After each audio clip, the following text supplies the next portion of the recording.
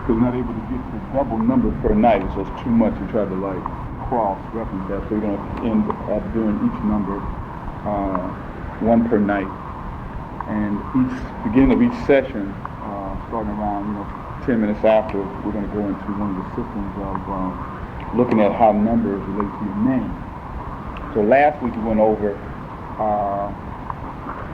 your life lesson number, which basically looked at taking your birth date and then adding up all the digits to your birth date and coming up with your life lesson number. This week we're going to deal with your soul number, and that is taking the vowels in the name that you received at birth and then adding up the digits to that and then coming up with the soul number. For those who weren't here last week, let me give you one of those sheets that gives you the numerical value for all the letters of the alphabet.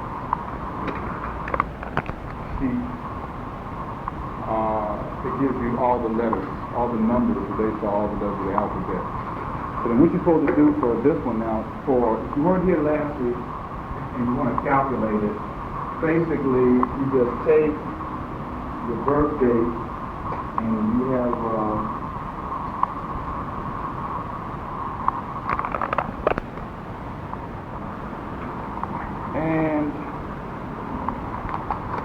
so your soul number really relates to your let's say your inner purpose.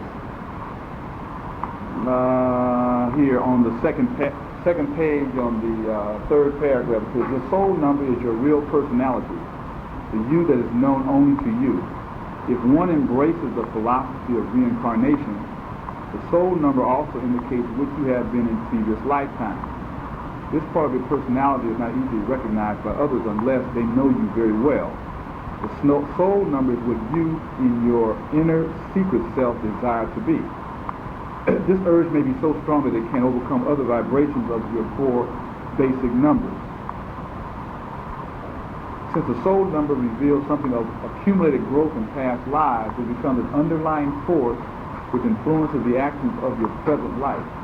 If, however, the soul urge remains repressed by outer circumstances and the soul fails to accomplish its purpose, it may need to repeat the same vibrational urge in the future life until it finds true expression. So basically what you do is you take your birth name, the name that you received at birth. So whatever name that was on your birth certificate, whatever that may be, you then take that name, write that out, and then you put the proper numerical value over the vowels only. And then you add up all those numbers and you come up with that particular number. And the example was Ida Wayne Lunt. So they took the A is 1, Y is 7, U is 3, and you added 1 plus 1 is 2, plus 7 is 9, plus 3 is 12, and 12 added up together equals 3. So that person's soul number would then be 3. So you can take a few minutes to do your number now. I'll give you 5 minutes. If there's any questions or whatever, we can go over that.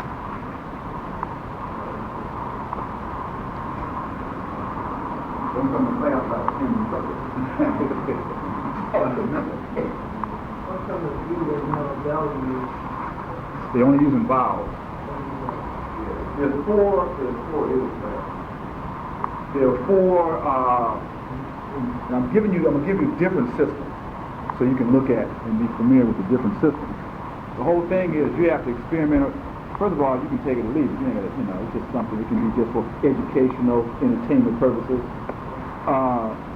But the whole thing is you have to start to look into how accurate are these things in your own life. When you start getting some validation. Then you get, if you're really interested in it, of course, you start doing other people's numbers and seeing if these things match, those type of things. You can even do numbers for a date for starting businesses or anything that has a start date or has a name. You can look into the various vibrational energy relative to those things. Even if you change your name, you can then see what's the vibrational energy of the name that you change. Because every time you say that name or say that word, you're actually pronouncing and projecting that vibrational energy.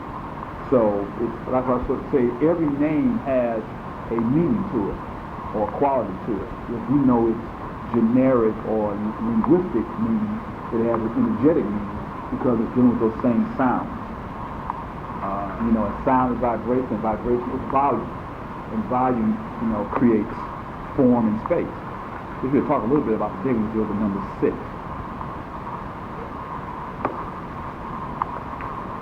So,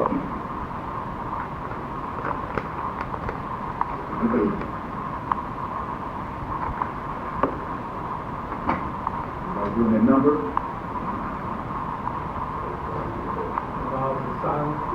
In what? If they're silent, if it's still E, you still would put the value on it.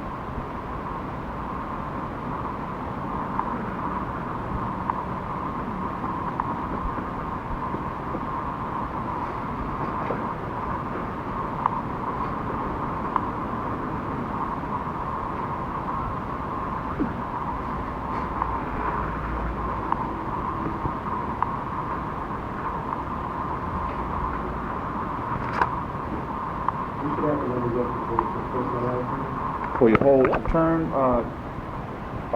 looking at numerology, astrology, astrological symbols, and graphics.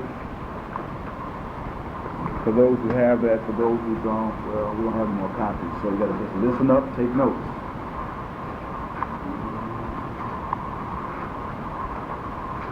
Or you can share with somebody sitting next to you. So number 6 says, man is upright now and supported by his soul. Notice the upright line and the circle. 6 has learned to depend upon the inner self, and so the number 6 stands for love, intuition, harmony, and beauty. Man has gone from passionate love to compassionate love. 6 is a symbol of accomplishment, of growth or purpose, and signifies a completion of a period of activity.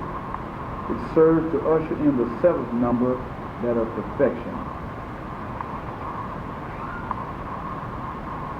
They say here. Again, we're just reading all these so you can see the common thread that goes through each one of them. That'll be the universal aspect of it. So if we go to our page on the significance of numbers, should keep these 3 right next to each other.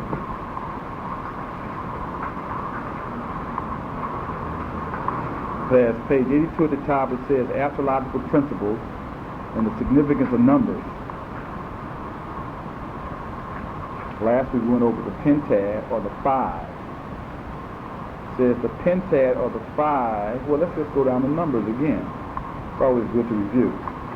According to the Pythagorean system, the monad, which is the 1, the monad is the origin of all things. Therefore, it's symbolic of the primal state of unity, indivisibility, and essential oneness. Monad is both odd and even, contain the essence of both. That's the monad. Then the dyad, or 2, is the first of an infinite series of even numbers. The dyad, like all even numbers, is related to the principle of matter and material evolution.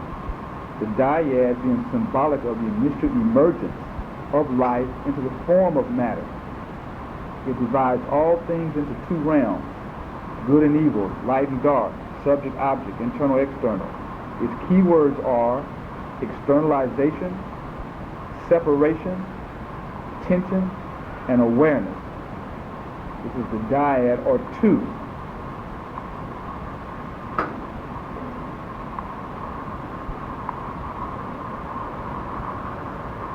It's interesting because when I look at Western civilization, they function off a dyad, off of 2. So they basically focus on what? External things. They focus on material or matter. They're always dealing with separation.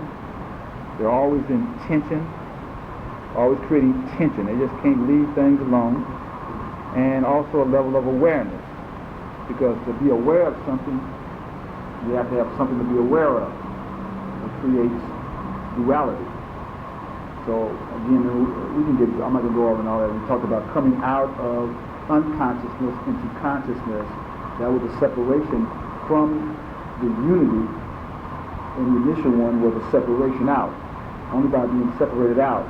Like when so-called Adam and Eve became conscious, then they became aware of themselves separate from everything else. Initially, they weren't aware or conscious that they were naked. They didn't see themselves because it represented when we were still in a state of unconsciousness at one with the old universe. Or psychologically, we hadn't evolved conscious mind yet. We were operating just out of our unconscious mind. Then once we became conscious, once we bit from the tree of good and evil, or the tree of knowledge. Tree of knowledge? Tree of life. Tree of life. So then, but what is life? So when we start to participate in life, become aware of life, create awareness. Once I became aware, I became that I am, and you're not me, or it's not me, right? That's duality, that's separation. So anyway, I'm just trying to show you how the numbers can be applied to various things in life, and just, what does all this crap mean? You just have to think about it. Anyway, that was a dyad, duality. Then you had the triad, or the trinity. The triad is the first of an infinite series of odd numbers, thus symbolic of the principle of spirit and the process of spiritual evolution. The triad is the principle of reconciliation of opposites through a common element, a monad, a process represented in the trinities of all religions. Its keywords are relationship, understanding, growth, and equilibrium. Then 4, the Tetrahedron, or the Tetrad, is the first geometrical solid, or regular polygon. Thus, the Tetrad symbolizes solid power and the emergence of an ordered system of manifestation. The Tetrad was held by the Pythagoreans to be the root of all manifested things, the square. I put that in there. Its keywords are concrete manifestation and actualization of relationships. So then when you're dealing with things, if you want to make something be concrete and come into concrete manifestation, you'll have to have 4 elements. And then I reflected on how if you really study a lot of the subject matters in schools, just like business and marketing and, mathematics, you'll have usually 4 prime principles. Just like in business is you have plan, organize, implement, and control. In marketing you have product, price, promotions, and distribution. I mean, you just keep looking, you'll start seeing in most of these systems there'll be 4 major components which ground that system in an ordered fashion. Anyway, we're going to talk a little bit about that also when we talk about the Tao. You'll see that 4 come up again. Anyway, 5, pentad. The pentad or 5 is a symbol of the individual factor active within creation. It also represents of man and the perfection of man. Its keywords are individualized activity and expression. When we talk about man being 5, right? When you stand up, both 2 legs and 2 arms, and the head is a 5-pointed star or a pentagram. And then we also talk about how the pentagram and the pentagon are the fundamental building blocks in nature. And that came out of the whole series on geometry. So now we have the hexad, the 6. In the Pythagorean system, 6 is the most unique number. It is one of the very few perfect numbers. It is also the only perfect number whose divisors, when multiplied together, result in the number itself. In addition, the hexad is a triangular number as well as an oblong number. The hexad represents the product or result of understanding and wise relatedness. Its keywords are development, time, harmony, and productivity. When they talk about triangular numbers and oblong numbers, the Pythagoreans started taking dots to represent numbers, and they could then structure. Look on the next page at the same page, but the next side, at the bottom, it says 6 is considered a perfect number because all its divisors add up to 6, the number itself. Other perfect numbers are 28, 496, and 8,128. Triangular numbers are numbers that can be written in the form of a triangle as 1, 2, 3, 4, 5, which is 1, 2, 3, 4, 5, 6. So you got a 1 dot, 2 dots, and 3 dots in the triangular form, which is 6. Others are 3, 10, and 15. Oblong numbers are numbers that can be written thus in an oblong, say 2, 2, 2. Others include 2, 12, and 20. In addition, triangular numbers are equal to the sum of all successive numbers up to a certain point, while oblongs are the sum of successive even numbers. There are also square numbers, which are equal to the sum of successive odd numbers and written in this manner, etc. It just shows you how you can just go all off into relationship between numbers, and then how those numbers can be configured gives you insight on the relation that those numbers play in the whole scheme of all numbers. We're not getting into all that. Again, all this is an introduction, and if you are more interested, you really need to get some books on Pythagorean system of numbers. So, but the key words are development, time, harmony, and productivity. 6. So now if we go over to esoteric numerology, which I passed out, and we go to number 6. And so I'm showing you how different systems define the numbers, so you can see differences and similarities.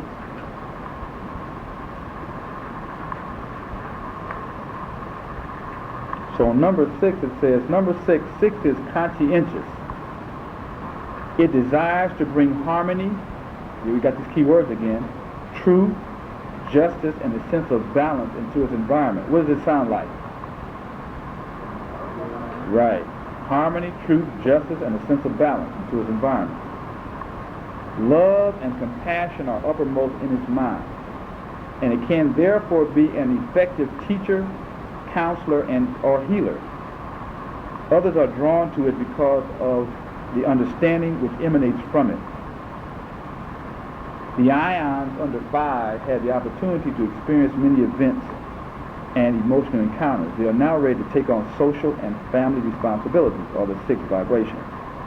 6 is a domestic and artistic vibration. Under this number, the ions must adjust to the needs of others. It talks about harmony, justice, and balance. That relates to one being able to create harmonious relationships. To create balance, you have to have 2 things.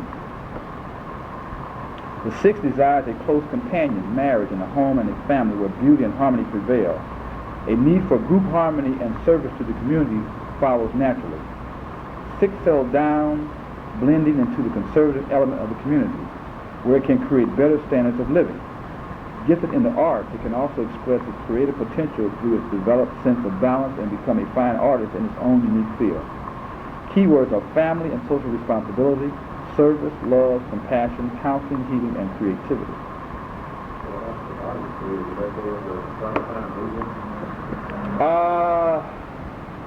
It's interesting to say that, right? Well, in actual astrological Libra is number 7, right? 6 is the number of Virgo, which relates to service, analysis, and different things. So sometimes they don't equally match numerically because they're basing most of their things on the 9 digits, where astrology is based upon the 12. Right, but then there would be certain similarities. That's something that probably needs to be investigated more. Ions, they're dealing with like the energy. Ion is like energy. Chemically, electromagnetically. Right. So basically what they're just relating to is they're saying that these are vibrational frequencies, and as it came from the 0 and then moved to 1, 2, 3, each of those vibrations provide a different type of an experience, or a different kind of experience, that then brought on the next number. So it builds, because it's a process, really it's a circle, going from potentiality to actuality, from 0, from 1 all the way back around to 9, or to 10, which would then be another 1. And so each of those stages represents a process, an evolutionary process, something coming into being, and then development and growth, and then eventually coming to fulfillment. So they just use the word ion to represent it, the charged energy. You know, so different people have different terminology, but it's all talking about the same thing. You know. Okay, so those are those sixes. Now let's go turn to the piece on coming out of Serpent in the Sky. The last piece I turned, passed out, and go into 6.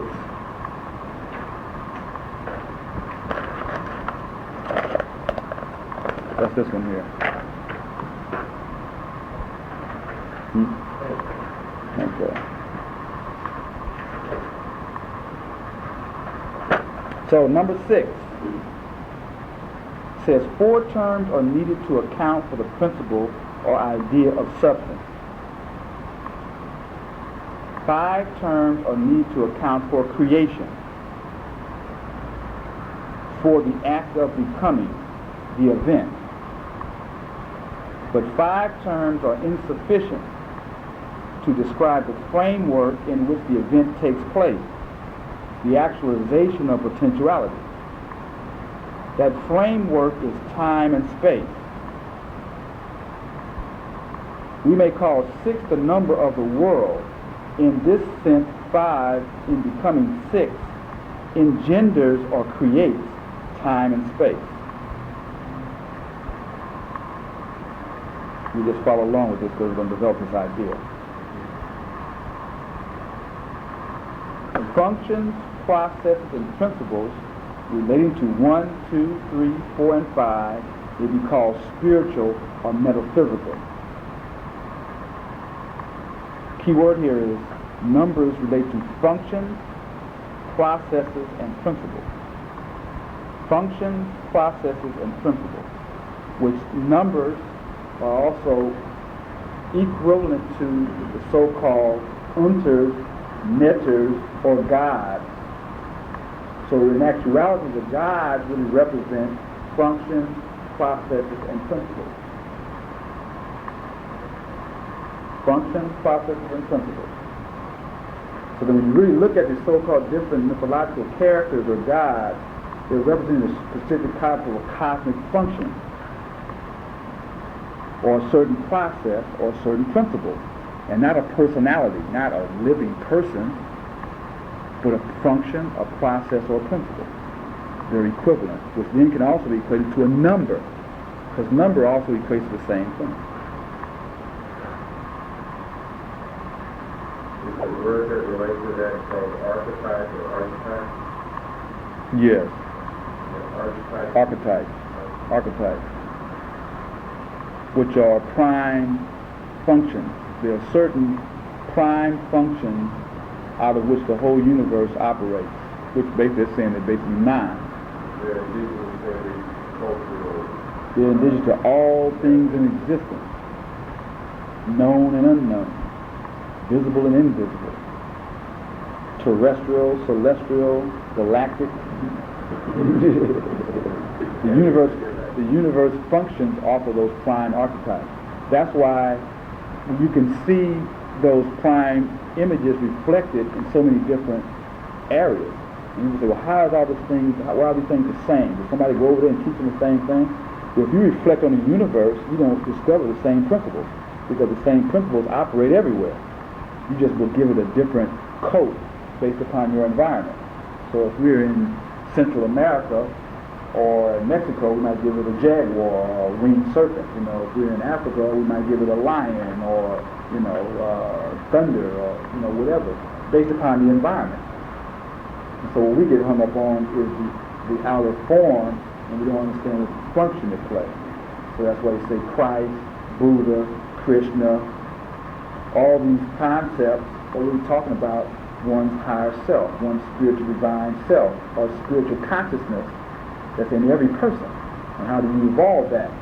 Where we get hung up that, you know, this white guy up on the thing, you know, or this Chinese guy, this Indian guy, you know, we get hung up in the outer form. That's only the language that that particular group of people use to talk about that function or that principle. So it says, we cannot actually see or even visualize a polarity, a relationship, principle, substance, or the act of creation. But we live in the world of time and space, and unfortunately for us, it is this overpowering sensory interpretation of time and space that conditions what we call reality. A reality that is but one aspect of truth. We need to review this. So we live in the world of time and space, and unfortunately for us, it is this overpowering sensory interpretation of time and space. What are they talking about? This overpowering sensory interpretation of time and space that conditions what we call reality. There's two key words here. What's one of the key words? Sensory, what? Interpretation. That's the key word, is how you're interpreting it.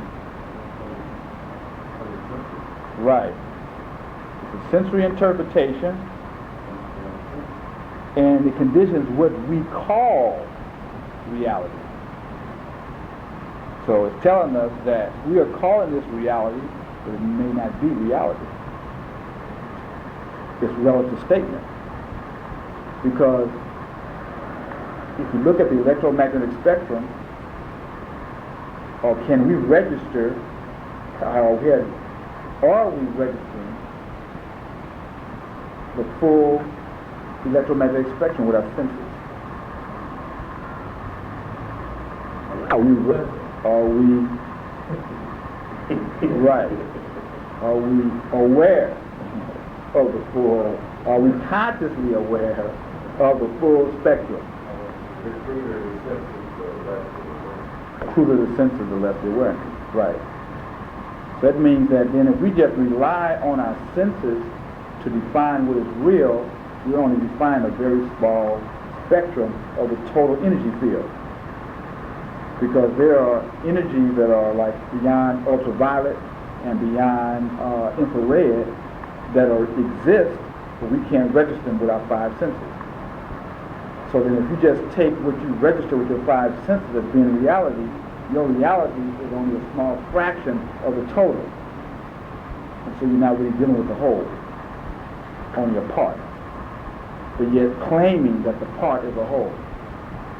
So then if you build for something off a part like it's a whole, what's going to happen to what you build? Right, it's not going to last. Similar to the body, going back to small part of the spectrum of Exactly. Right, they said what? Man was created 6,000 years ago? Which is also very interesting for Semitic people, because then you're saying that, well, roughly about 6,000 years ago is when so-called recorded history, in terms of documented, in terms of the blending of the dynasties and Kemet, around 4,000 plus BC. Which then would say creation started when the Africans recorded time. At least in this last round, we recorded time way before that. But anyway, is there a question? No? Okay, let's keep on. Because tonight we're going to kind of get a little bit into time and space. It says, our language with its tenses of past, present, and future, not all languages have these tenses, reinforces the illusionary picture drawn by the senses. So then we're actually talking about the need to create or expand the definitions of language. So our language then reinforces our reality. So whatever your environmental conditions are, you then develop a language that reflects your consciousness in that environment. And then as you speak that language and start to name things off that language, you then perpetuate that consciousness that you develop in that particular environment. So then you kind of continue that language on and try to constantly redefine things out of that language. If that language is just based upon a limited interpretation, then you constantly are reinforcing this limited awareness. Where if you go back to Kemet, in terms of the pharaohs and the initiates, their language is based upon universal principles. So it's always dynamic.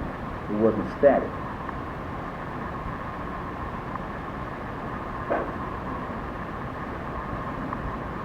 So it's very important to look at the origins of language.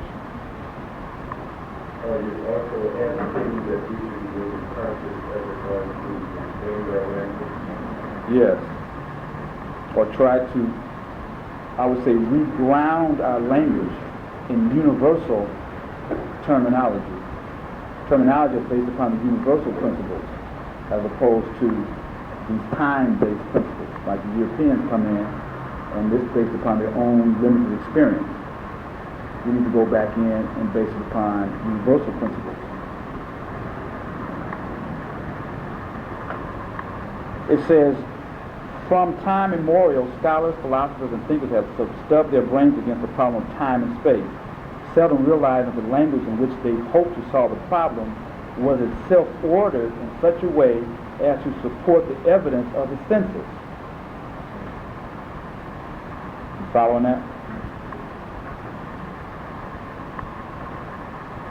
In ancient times, the problem was probably less acute than it is today. Language is the principal instrument of expression of the intellectual faculty. That's why it's so important for African people to regain aspects of their original language. When they take your language away from you, they take the whole foundation for your own philosophical basis.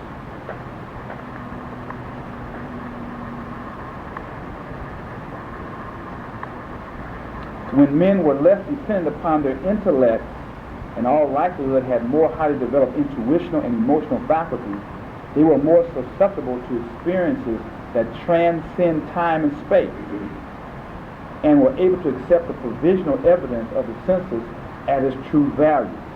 What do they mean by that?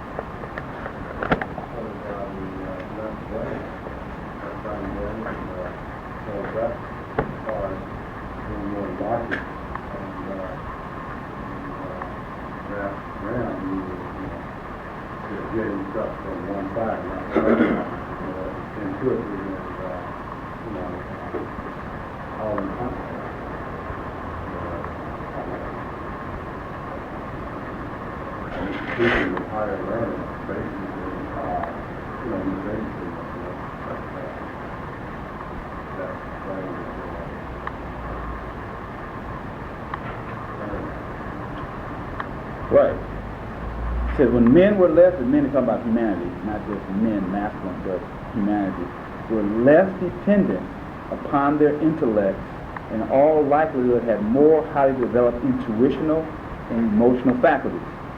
They were more susceptible to experiences that transcend time and space, and were able to accept the provisional evidence of the senses at its true value.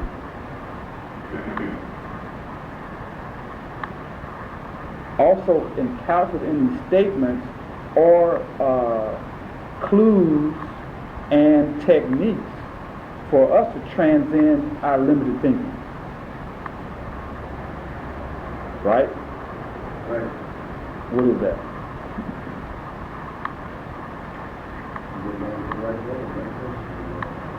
Right.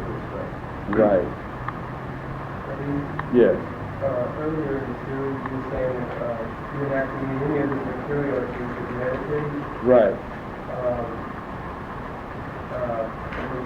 Is the intellectual part hindered in meditation or vice versa? It depends on how the intellect has been conditioned. See, your intellect is the conditioned part. That's the part that stuff has been put into you from outside.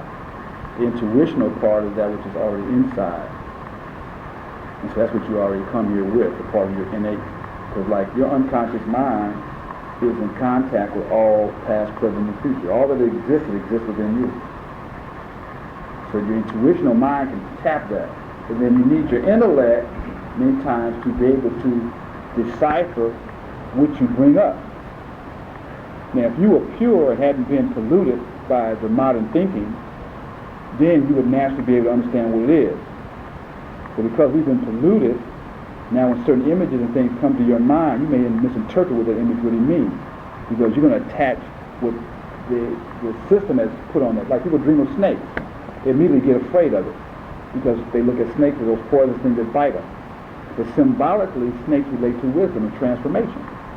So you may be dreaming about you're actually now getting bitten by a snake, which means you may be reaching a crisis in your life that's going to bring about a transformation or change. The ego itself, which is the conscious mind, may be afraid of change because it feels it's going to die. It won't be the same. So you will interpret this as I'm reaching something that's fearful or something that's deadly in a material way, when actuality is psychological. And really, death is transformation, so then it can be good. So because the society has determined death as being the end and bad, then we've run away from it. So you may run away from the main thing you need to be embracing, because the way your intellect has been conditioned.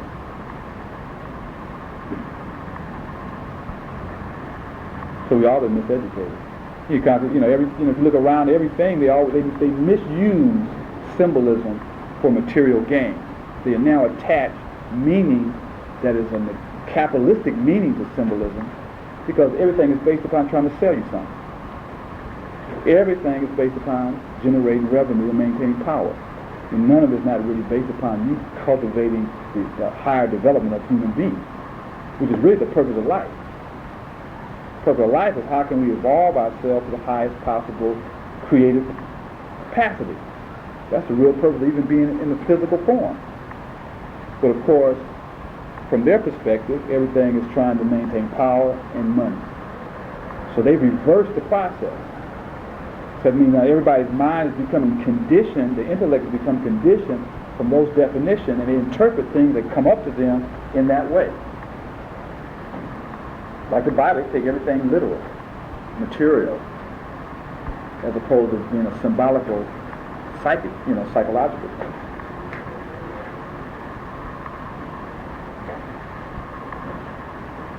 But even that statement probably a little bit off, because even in ancient times, you had to be trained in terms of the higher meaning of things. I guess what I was saying is that the information in your inner self is the true information. But because we've been miseducated, we misinterpret what we get now.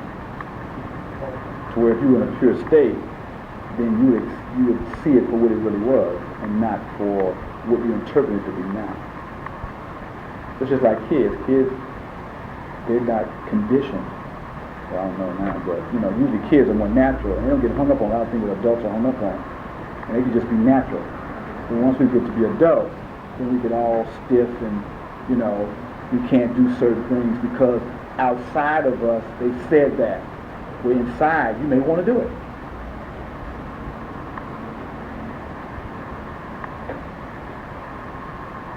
And really the whole purpose is to become unconditioned.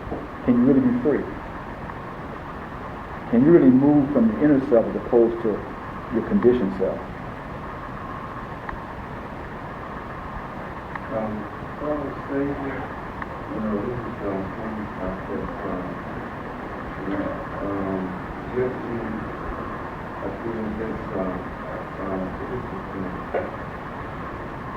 the first astronomer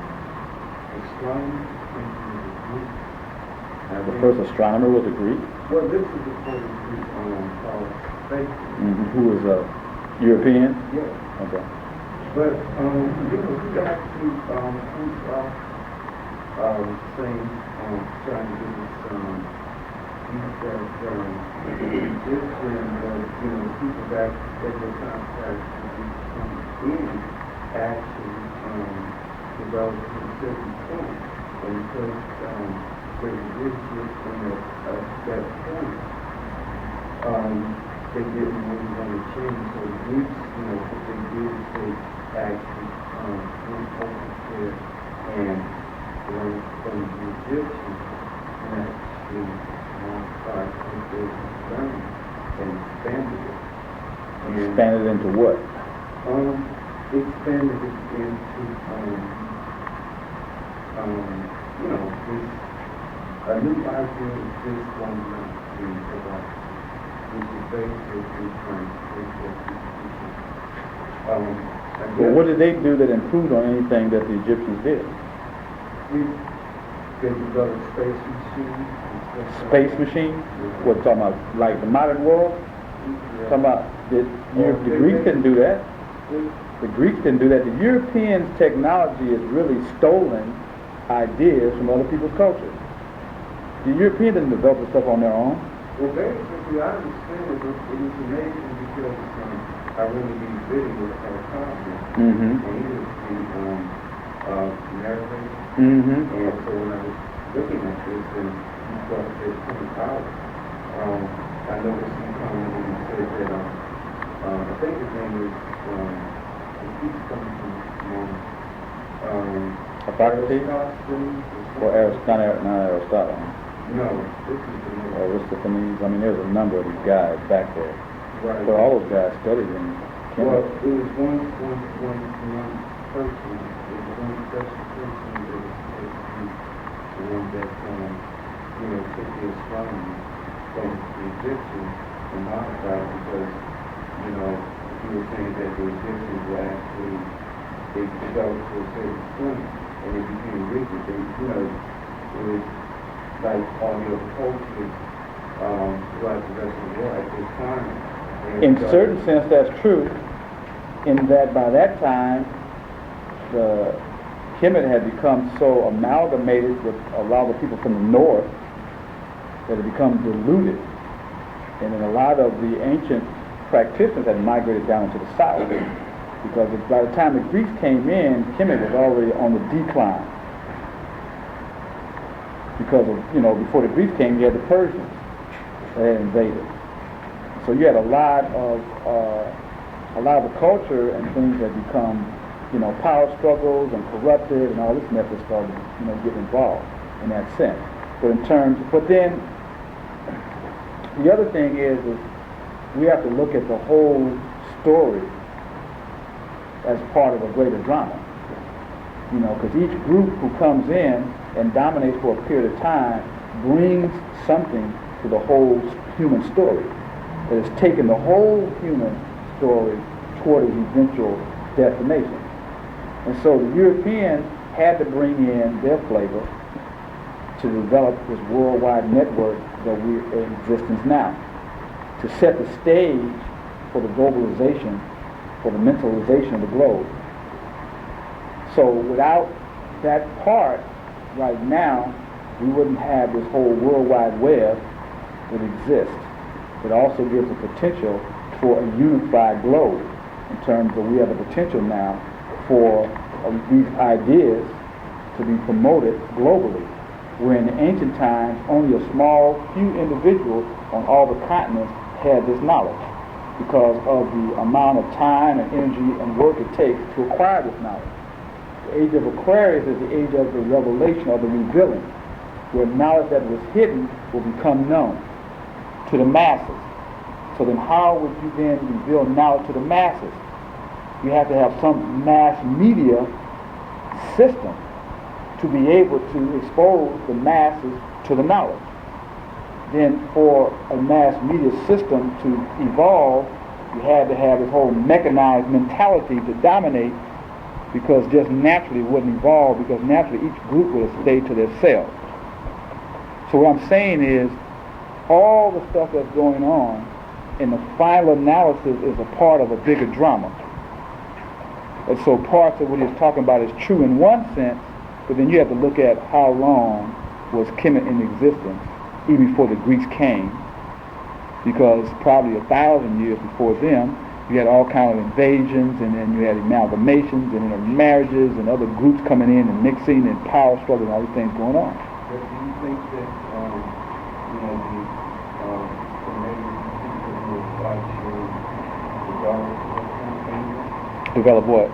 Well, those have the mass network In one sense, the ultimate goal was to cultivate and civilize the world based upon this knowledge. Because we go back to Stolen Legacy, where they say that the first universal order was of the mystery schools. And they had sent out teachers to all the different continents, who then set up schools on all the different continents, that then evolved and became the nucleus of the high civilizations via China, Central America, Mexico, North America, etc. So over a period of time, ideally, they would have moved to try to cultivate this kind of high thinking. But because of human nature and the ego and man's desire for power and prestige and wealth and all these things, that became a counter force. And so just based upon moral standards and these type of things, the other side was outnumbered. Because, you got renegades who got a little bit of knowledge, they want to get power, you got people, I might be knowledgeable, you come and just shoot me in my head. Because I'm a lover of peace. Boom, you just kill me, because you don't give a crap.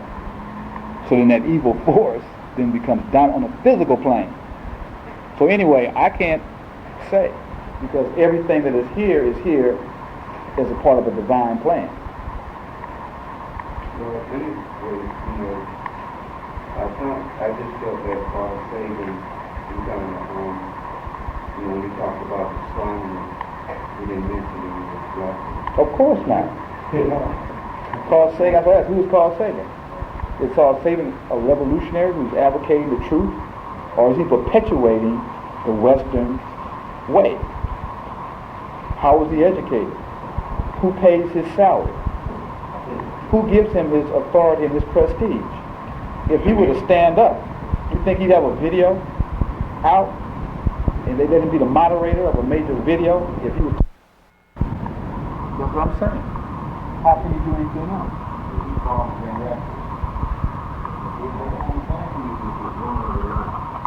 Right. So the deal is, if they start telling the truth, then it undermines all their justification for all the other things that they're doing.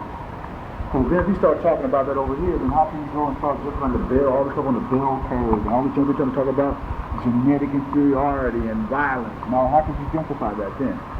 Then you have to look at, well, what is the real, if these people are not inherently inferior, if historically they were great thinkers, then what is causing them to react the way they are? It must be a system.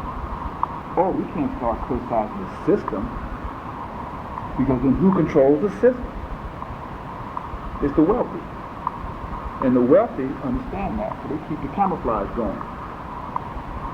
So, what we had talked about, I think it was in class, we had talked about how I was reading in John Henry Clark has a little book, I think he told you about this book, Who Betrayed the African World Revolution? And in that book he talked about how in the 19th century, the 1800s,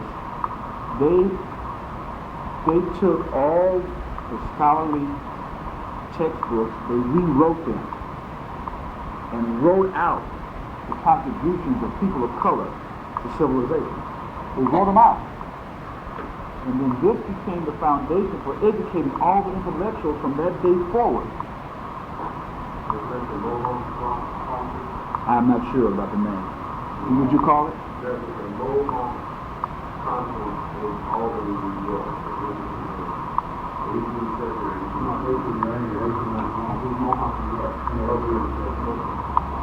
Right. And so what I'm saying is, if they then allow for some of the intellectuals to start breaching that, the trust or whatever it is, then they open up a whole, Pandora's box type thing. And so all I'm saying is all the intellectuals, and even a lot of these guys, that I studied, in terms of Carl Jung and Ascioli and these guys, they were astrologers and metaphysicians, but they could not publicly acknowledge that. Because if they publicly acknowledged it, they were going back into African sources for their true insights. They would have been ostracized, and they would not have been able to practice and have influence. So they had to, just like during the Renaissance and the Dark Ages, when they had to have secret societies and talk in cryptic symbolism to hide the source of the real knowledge. Otherwise, the Catholic Church would have burnt them at the stake. It's the same thing today. Because all over the globe, you have people that know that these things are true, but they don't have the heart to stand up and really say it because they know what will happen to them. That's why people are really, I won't say waiting. Just like during the 60s in the Panther Party, how all the white liberals really got behind the Panther Party, because the black people had the passion and the heart to stand up and physically confront the system where they knew what they were fighting was true, but they didn't have the heart to stand up and confront the system. So they pumped money in and said, yeah, you guys go out there and do it. We support you. Right on. So anyway.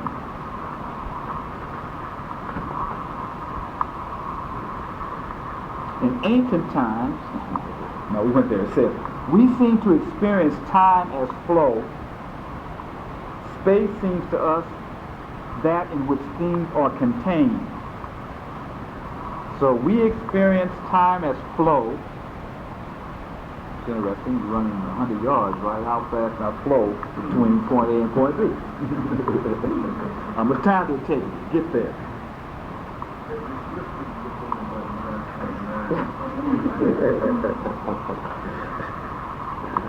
Space seems to us that in which things are contained. But when we subject these impressions, key word here is when we subject these impressions to rational analysis, we end up with apparent absurdities, or else are constrained to go along with the positivists and conclude that our questions are incorrectly phrased and therefore meaningless. Right. We are still left with the overpowering impression of time as flow, logically without beginning or end, and equally logically without a present, since past and future are ceaselessly merging into one another. If we regard space as that which contains, we are constrained to postulate infinite extension. Or if the universe is finite, right? If the universe has boundaries and infinity which begins at its limits, which is kind of crazy. Neither solution is satisfactory, and again we are left with the indelible impression that space contains things, space itself remains a mystery. Nothing in science or philosophy can resolve this problem. But the study of symbolism of numbers, and the functions and principles numbers describe. So numbers describe functions and principles, allows us to grapple with it on sound intellectual basis. There is no substitute for the mystical experience, which alone carries with it the unalterable emotional certainty that is faith. This is the key right here. That's just what we're talking about. The mystical experience. So the intellectual basis is no substitute for the mystical experience, which alone carries with it the unalterable emotional certainty that is faith. And what that means is that until you go within yourself and connect and experience these principles and these functions within your own state of consciousness, until it becomes real for you, you really can't have faith in it. That's why a lot of people in church have a lot of faith, because they actually have mystical experience. Real things happen in their lives that seem miraculous. Now they are credited to the Bible and these concepts, but those God and Jesus are cosmic functions. So they're real. And just because they put a white face on it, the principle is still real. The God concept is still real, even though they put a white guy with a beard in the sky and all that. That ain't real. But the function is still real. That's why the principles in the Bible are true. The interpretation and the accrediting to certain things is not true. But the Bible is a mystery book. Just like the Quran, just like the Bhagavad Gita, just like the so-called Book of the Dead that are coming forth by day. All these were written by initiates explaining cosmic functions, principles, and processes that were communicated to the masses in terms of personalities legends, fables, parables, and myths. Because the masses hadn't been trained, went through 10, 15, 20 years of study to understand those cosmic principles, so you had to give it to them in a story. And so they took the story as being literally true. When it's right. And that, but I have to say that people in church still have mystical experiences that validate the truth of the religion. But because they don't know the history of the religion and how it was framework, they've been attributed to that physical religion. And then they start, adhering to the white Christ and all this kind of stuff, and it ain't even that. You don't even have to call it nothing and still relate to it and will have the same experience. Because the principle is true regardless if you name it or not. The principle is an archetype, it's universal.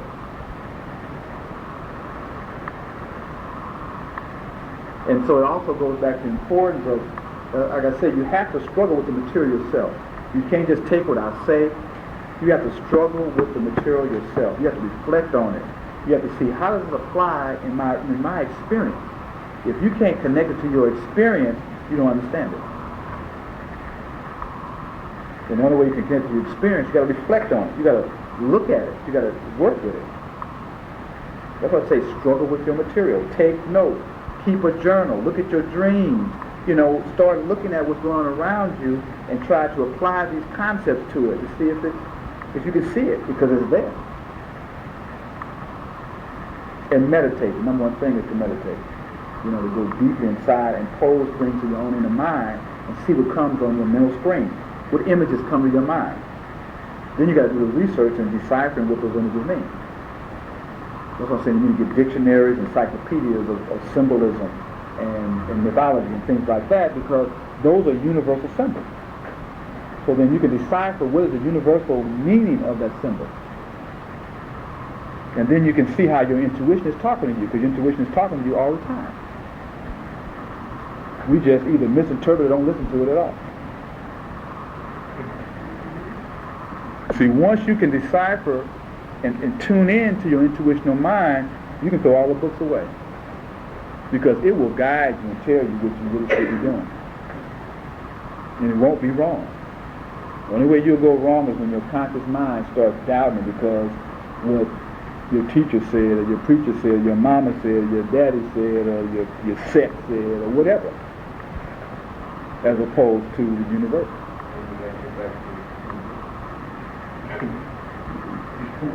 Or just, go back and realign yourself.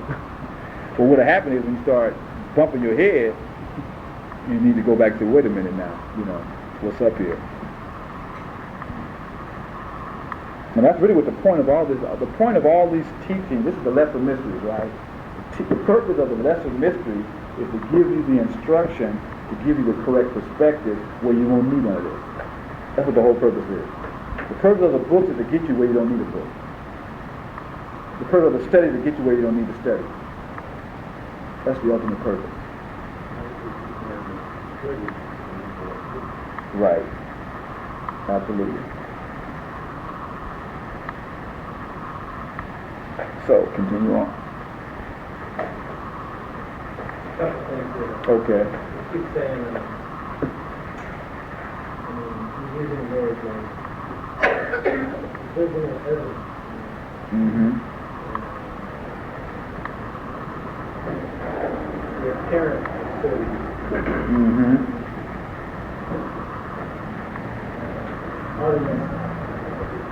It's like we're being fed something. Mm-hmm. Not all. In terms of here? Well, the reason that seems like the reason that they're not able to tap in because they're seeing only part of the truth. Well, what he's saying is those terms are related to the sensory experience that the intellect is based on. So that's why those are those key words he's put in there to let you know that information that you get from just the intellect or the rational mind is provisional. It's not the whole story. And if you just rely on that, then you will not get the total truth. There's a book. What is it? The Mind as Healer, the Mind as Slayer. It talks about the role that the mind can play in both healing you and destroying you in terms of how you think. And the whole mind-body connection, Because in one sense, your body knows what's wrong with it, but your mind doesn't interpret the message that your body is giving you. So you misinterpret it. So if you really could become more sensitive and really listen to yourself, your body tells you when stuff is out of order. Because in a very real sense, we are like an antenna that is taking in all of the dimensions.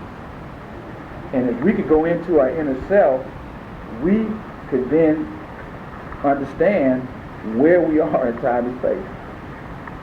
Or within the order of the universe. Because everything is interconnected.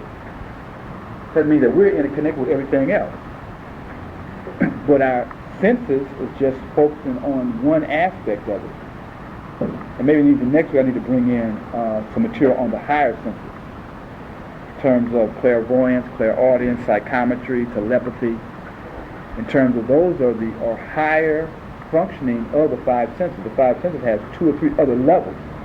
So there's levels of beyond that level that the senses can be cultivated. But the only way your senses can be cultivated to those levels is your attention. Because energy follows thought. So whatever you are focusing your thought on is where your energy is going to flow. So if you're constantly thinking about, homework, bills, whatever, how I look, I'm hungry, I got a cramp, whatever, that's where your energy is going to be focused. And so how much time do you spend thinking about all of that compared to thinking about higher principles or higher reality, the meaning of life? How much time do you think about that in your day? If you just sit for between this Thursday and next Thursday, keep a diary and say, what do you spend your time doing? How much attention do you give to different things? Because whatever gets your most attention is what's going to get cultivated. So if you're not spending a lot of time cultivating your higher senses, they won't get developed. If you just focus your attention on cultivating your higher senses, over time, they will become more and more active. So like you say, I don't remember my dreams. I mean, everybody dreams. That's a scientific fact, that you dream. If you didn't dream, you'd go crazy. Because what you consciously remember is not all that you actually experience. You experience a whole array of things, like cars are going down the street, people are talking. You might not be focusing in on that, but your mind is picking it up. But when you go to sleep, your brain has to process all that stuff, because it has to be balanced. So it's processing all this stuff. If you didn't dream and didn't process all that stuff, you would be so one-sided. Like I said, you'd go berserk. I mean, I know you studied research on people, they kept people up, sleep deprivation, and how people start tripping out and going crazy when they don't get sleep and not allowed to dream. And eventually, if you keep people up so long that if you leave them alone for 1 minute, they automatically go into dream state. I mean, like instantaneously go into a dream state, because it's a part of the psyche, the conscious and the unconscious, to be whole. And so I was getting to that people who say they don't remember their dreams, they don't give it any real attention. So before you go to sleep, if you start talking about, tell your conscious mind to focus in to remember your dreams, eventually you're going to start getting more bits and pieces of dreams. As you give it more attention, you're going to remember more and more of it. So energy follows thought is the issue. And thought directs energy. That's why advertisement keeps certain thoughts projected on the media, because by keeping that in your attention, then your body is going to respond to that, because energy follows thought. So if we want to change people, we have to change their thinking. To change their thinking, we have to change their experience. To change their experience, we have to control the means of production. We have to control institutions. It gets back to the work, right? It always comes back to the work. Just sitting here philosophizing is cool, but unless we deal with production, it's not going to be anything. This knowledge is not new. This knowledge is probably 100,000 years old. This knowledge is not new. And look at the condition the world is in. So it's not that the knowledge doesn't exist, it's that those with the knowledge have not organized themselves effectively to project their understanding on the mass world. Like, this system doesn't move on you until you start getting a mass following. I can go out there and be talking all this and ain't no problem. Once about 1,000 or a few thousand people start following me, I definitely gotta watch my back then.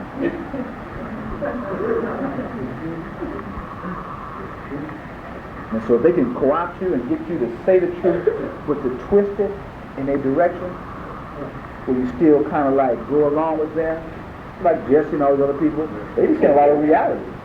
But it's twisted just enough where people still want to fight with the corporations and try to get in. But as long as they got you trying to get into their thing, they got you. That's why they're death on fire kind. Yes, sir. The amazing thing about it is that they're able to shape your reality by shaping your perception of your reality. That's propaganda. Right. And because they control the media, they can then control the interpretation of what you say to the masses. And take your stuff out of context, you're a straight up lie, but because we don't have the means to promote our interpretation to the mass mind, the mass is just going to relate to what they get. That's why we can't, no way will we be able to solve this problem individually. It's only through a coordinated and collective effort are we going to be able to counter what's going on.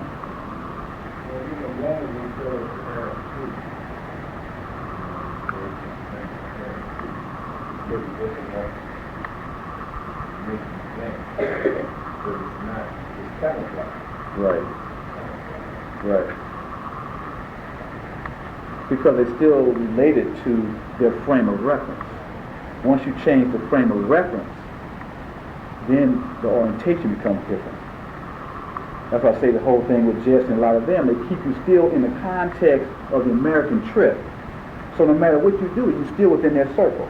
That's why they got Malcolm when he started talking about human rights as opposed to civil rights. And he wanted to go to the world community and deal with it. Oh no, we can't do that.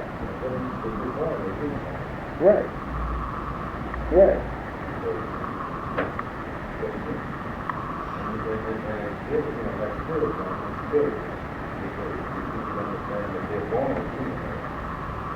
We really need to, that book by John Henry Clark, Who Betrayed the African World Revolution, he addresses those issues. I mean, that, you know, and the main thing that he's saying, because it comes down to production, your capacity to produce your own reality. And he's saying that, you know, he said we don't need to produce our own pair of drawers. You know, he said drawers would be good because you can't see them, so if you make mistakes, nobody will see them. You know, so, and basically what he's saying is, and I know we've been having a lot of interaction in terms of African-centered people and nationalists talking about revolution, but can't operate a program highly effective. Can't maintain consistency over a long period of time, yet you're talking about you're going to create a nation. We have to really get critical in terms of how productive we really are. If we really are going to take it to the next level and be competitive on a global community, because they're not playing.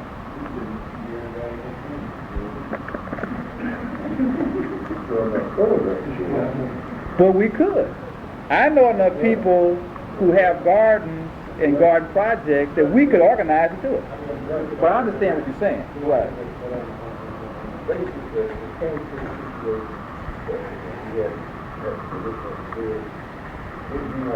We could do it if we had 1 month. Had 1 month? Let the notice be given. But it's interesting because, and I'll finish up with this, but it's all connected because all this stuff don't mean nothing if it doesn't help us get out of our situation and if it doesn't bring us closer together as an organized body of people that's really going to make this stuff be real. Production. Remember, perception and production. Heart and tongue. Your heart perceives truth, but unless you produce it, you're still out of balance. You know, I see a lot of us are dealing with perception, but we're not dealing with the production. And that's the critical element. I said to say that I was teaching a class. Coalition of Black Administrators had a Saturday Academy they were teaching math skills, reading comprehension skills, and self-esteem through history. And these are administrators in the LA Unified School District. Some of them retired teachers for 30 years. Some of them now active instructors, all over elementary school, junior high school, etc. So I was the only non-LA Unified School District teacher. So, I'm coming from where I'm coming from in there, right? And so I was using slavery, the African American psychic trauma. As my first session, I used Introduction to African Civilization as a material. I taught the parents, and the parents were supposed to then go back and also interact with their kids. And the second session, I ended up, the teacher started sitting on the class.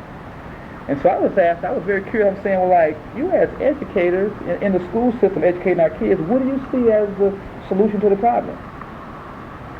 None of them could articulate a solution. They did not have a solution.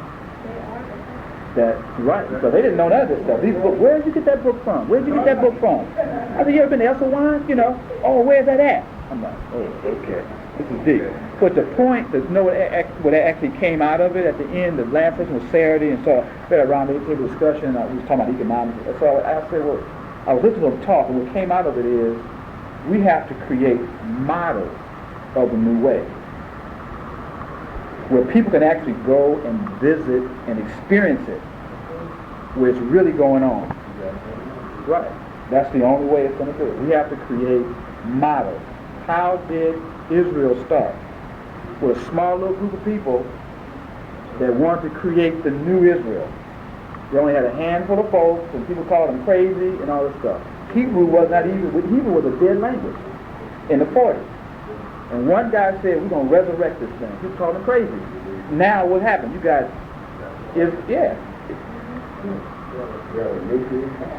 right. And so the issue, and Lagan, one of his things, he had constantly said, a group of people who come together and are tightly united around an idea will bring that idea into manifestation.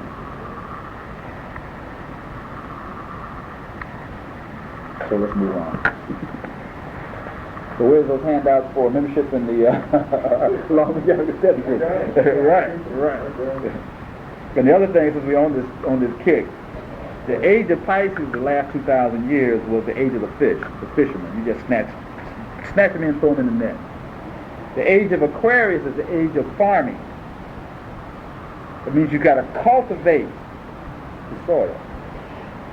You got to think like a farmer. A farmer has to cultivate. You got to pull out the weeds, you got to give it water, you got to give it nutrients, and then you cultivate and you make it grow. Where the fisher concept, you just snatch them in, right? Just get them in the door and then lock them in there, and that's all we got to do. But this age is the age of farming, which means you have to cultivate. So you can consciously make things grow. A farmer consciously makes things grow by adding the proper material to the seed. This center, I'm saying that because the center is a microcosm of what we're talking about. If we can't make this grow, how are we going to make an African continent become free? So this is like a laboratory and a proving ground. If we just said, I'd say that we take 2 years. If what? Half of this group say we're going to dedicate ourselves for 2 years to doing whatever we can reasonably do. I'm not saying to dedicate your total life, but it can be 1 hour a week. If everybody here just took 1 hour a week and dedicated to the center in some way, you don't have to directly be here. It could be passing out flyers. It can be contributing. It can get somebody to come every week. Whatever. But just think creatively. I'm going to say, well, I'm going to do whatever I can do creatively to cultivate and make this thing grow. You know what kind of impact that this center would have 2 years from now? It would be totally phenomenal. Magic would happen. Magic would happen. That's just 1 hour a week. And again, you don't have to be physically here 1 hour. You can just be put 1 hour of your energy into cultivating some aspect of the center.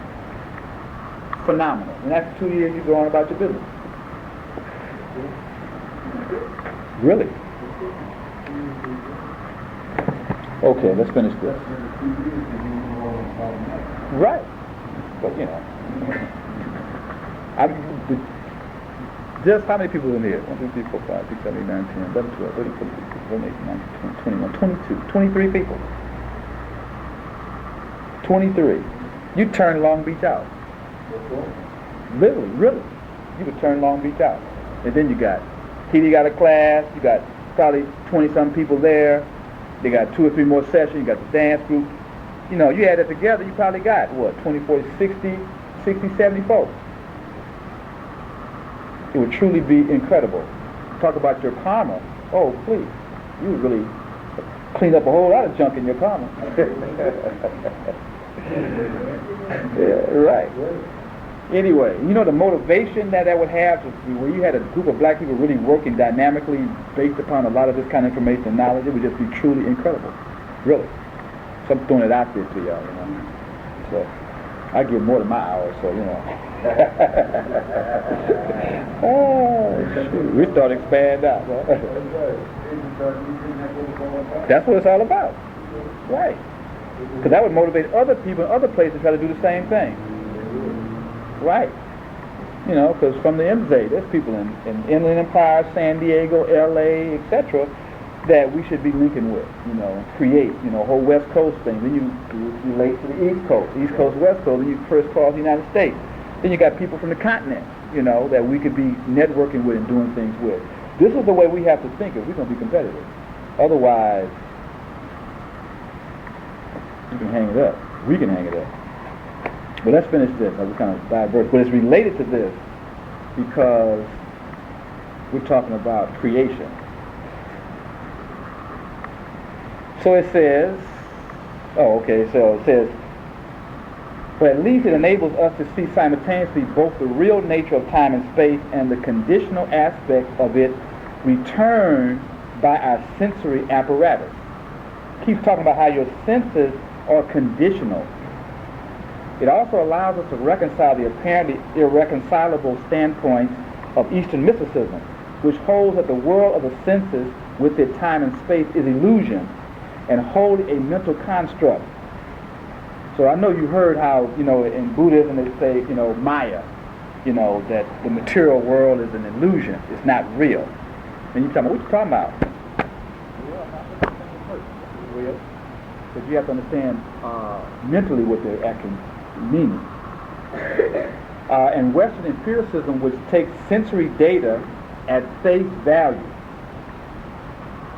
despite the insoluble philosophical and scientific problem that raises. Both views are correct, depending upon the standpoint taken. In terms of the material world, time is real. Time is real as far as our bodies are concerned. But then, are we our bodies? When we was going through the 7 principles of philosophy, and we talked about psychology, what was the true definition of psychology?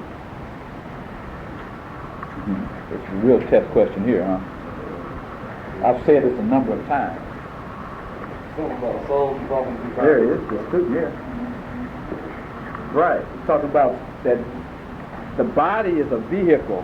In actuality, we are souls evolving through bodies. We are not bodies. The body is just like a car that the soul is riding in to gain experience so it can grow. So, to the soul, time is an illusion because the soul is immortal. Soul doesn't die. So that means it's infinite. But the body does die, so then it's conditioned by time and space.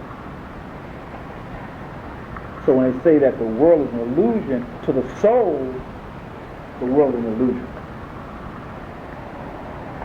Because this is not the real. This is not the real. The real is the spiritual or the universal. That which is temporary is not real because it's going to change. Just like fashion. You know, you say a particular style, is that real or is it made up? It's made up. Right. Because the next 4 years it's going to be a totally different style. And you thought you was all that when you was in that, and now it's in change. All your wardrobe ain't no good no more. So they got you in the trick bag, right? So then 4 more years it changes again. Well, where did changes come from? I almost said something bad. Some person in France, someplace, sitting around tripping off something, That's not right. And puts it out there, and the next thing you know, you following this stuff. Right, where see, if you get into an Afrocentric vibe, you will always be in style. You'll always be in style. You gotta worry about it. I still got stuff I pull out from 10 years ago. People are like, wow, that's slick. I said, when you tune into the universal, you're always cool. Plus, how much money would that save? You know, on a practical basis. That would save a lot of money. I was trying to get my kids to think. I say, why don't you create your own style? Like, create my own style? What you talking about? You know what they do to me? They bag on me so hard I couldn't go to school. I say, but they would bag on you at first, but probably you'd be consistent. After a while, they would admire you. Right. That's right. But again, they condition from the outside as opposed from the inside. So, it says, we live and die. In terms of the spiritual world, time is not illusion in the sense of falsely perceived reality. Rather, time does not exist. To the absolute, to transcendent unity, there is no time. And all initiatic religions teach that the goal of man or humanity or people is reunion with the absolute, with God, with the realm of spirit. Therefore, an important aspect of all these teachings is the insistence upon the necessity to transcend time. For it is time which holds us in bondage to the material world. This is a critical statement right here. That's how we get caught up. Because when you hook up into the universal truth, then the changes in the material world, the changes in fads, the changes in trends don't affect you because you tune into what is the universal truth of things. So they come out with some new this and some new that. It don't even faze you, because you know that ain't nothing but illusion. Unless that thing is built on universal principles, you don't even go for it. That's why fads and all these different diets and all that, don't even worry about it. Just eat fresh fruits and vegetables, whole grains, plenty of water, get your rest, get in the sunlight, breathe fresh air, get rest and relaxation, and keep a positive mental attitude. And you got to worry about the rest of that stuff. This is universal. I don't care where you at. I mean, anything like that. That's why once people get into the universal, you know how much money we'll save? Yeah. Because all them status symbols, that people got all these different status symbols. They killing themselves on interest rates, broke, living from check to check, trying to stay in a status symbol. Yeah, and it's an illusion. That's why they say people who are really successful and people who have old money, they look raggedy. They ain't got to prove nothing to nobody. People that new to money, especially black folks. One of our main things that undermine us in business is we want to act like we are prosperous before we get prosperous, and we never get there. Right, because you kill your cash flow. Right, we just say we live in a shack or we sleep out in our Cadillac out in the front yard. I mean, that literally be true too. You know the saying is, poor man takes a tax and the rich man won't. Hey, it's healthy for you. Poor man takes a tax and the rich man won't.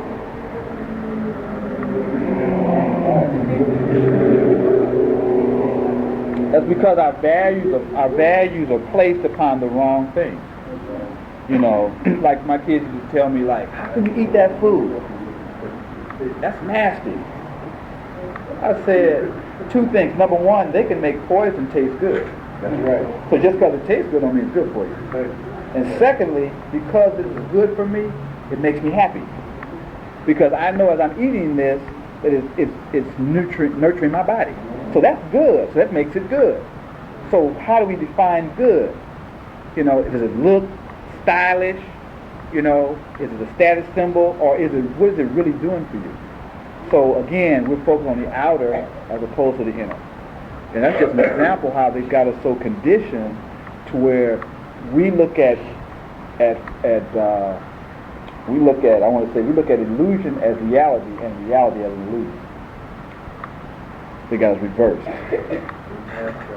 So that's like devilish, right? Right. That's devilish. Well, that's the devil's paradigm. It's already been in operation for several hundred years. We were using that. Hey, I'm trying to be.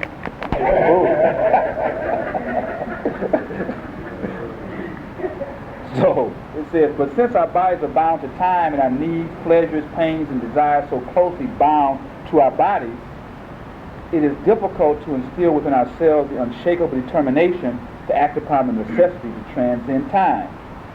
So our needs, pleasures, pains, and desires are so closely bound to our bodies. That's why they try to get you to transcend that, the pains and the desires and the pleasures, and operate from a higher plane of consciousness, even after we have paid lip service to it. So, okay, here we are in this class talking about higher consciousness, higher knowledge, philosophy, Kemetic, Patah, Hotep, Ma'at. Yeah. And you look at what we're doing every day, and it's the same old thing. Mm-hmm. We can't get along with people. We can't work with somebody because I don't like their attitude or how they looked at us. What are you talking about? But yet you say Ma'at, Hotel, you know what I'm saying?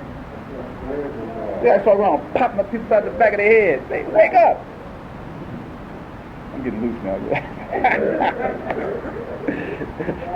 Hence the elaborate disciplines and rituals of yoga, Zen, and other forms of Eastern and Western religions.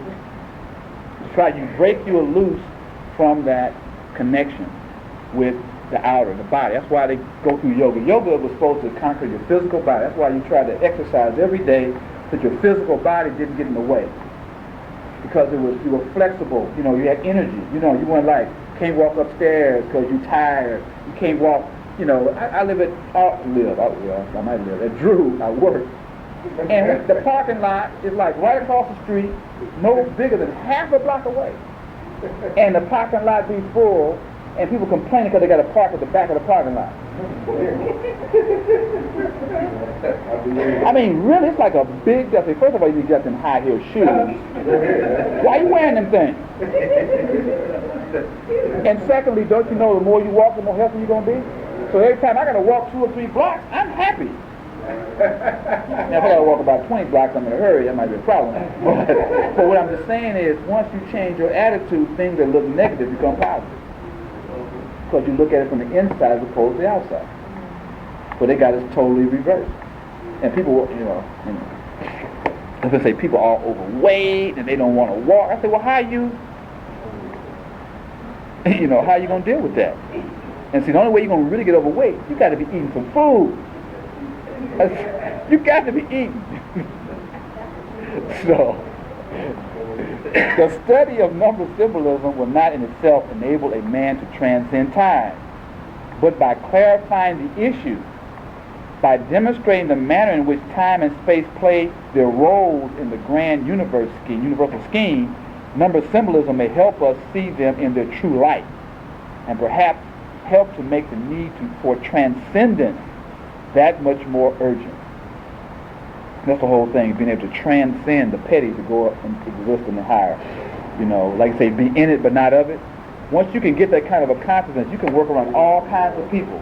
They can be coming from all kind of crazy places, and you can be at peace with that because you ain't coming from there. You're there for a purpose. Not, all these people, you're not going to be able to heal them because, people got some real problems. That's okay. As long as we can all move in a certain direction together for the greater good, we can work with that. Mao Zedong worked with Chiang Kai-shek to kick the British out. And once he got the British out, then he turned around and dealt with Chiang Kai-shek. Right. Well, one of the problems, right. But the point is he was strategic. He wasn't so worried about getting everything perfect now when there was a greater situation he had to deal with. Right. And so we need to really, get some perspective. And the other thing is, you're not going to be perfect. If you were perfect, you wouldn't be here. Once you get to a perfect level, you transcend the need to reincarnate, to come back. The body will no longer hold you, and you can go wherever you want. And we can talk about that another time, in terms of there's all other kind of dimensions that you can go to and work to be done. But the point I'm saying is, because we're here, then that means that we got stuff to work on. Everybody got something to work on. You know, everybody in probably the world today, unless they're back off in the bush somewhere and unaffected by the modern world, is polluted some kind of way. Because the nature of Western civilization is corruption and pollution. So that's a given. So if we know that's a given, then when you get into a situation and people start tripping, don't get upset about that. That's a given. That's a part of the work. So transcendence is the key word I'm trying to say. Can you really practice transcending? You know, because once you can get into that, it will start, you become free. And then once you become free, you become highly creative. Highly creative. So the framework in which creation takes place is time and space, which requires 6 terms to define them. So we're saying that the number 6 deals with time and space. The 6 deals with creation. Creation does not take place within time, rather time is an effect of creation.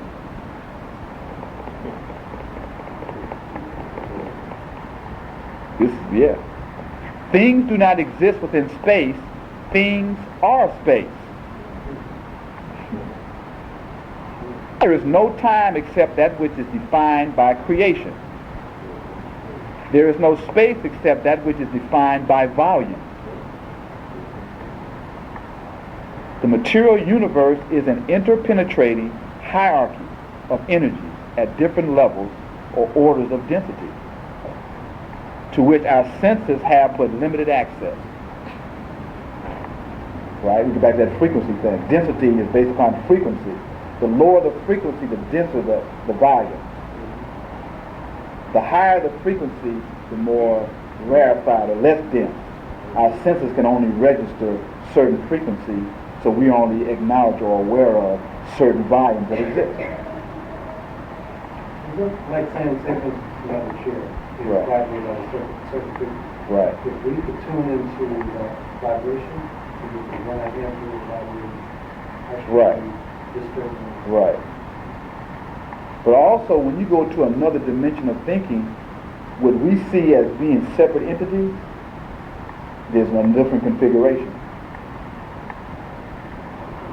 The way we see each other here, and these forms on another level, another frequency, would not be restricted the same way. You would see each of us radiating different energy frequencies, which would be in forms of colors, and those energies would be merging and interrelating to each other. We're actually now here physically interpenetrating with each other, because our energy fields are intermingling with each other. Where once we became more conscious, if energy follows thought, we could then go into certain thought forms which would raise our frequency to another level. That's how people can heal people. Because people can take their hand, which radiates energy, and place it on people and become sensitive to weak variation in the energy field. They then, because they've cultivated their will, can then tune into a certain thought form which equates to a frequency and radiate that frequency into that person's energy field that either raises their energy up or lowers their energy down to bring them back into balance. Yes, sir. It also the person being radiated in the form is of harmonic agreement. Right. In terms of where their mindset is. Or that they are in harmony. Sync. Right. Right.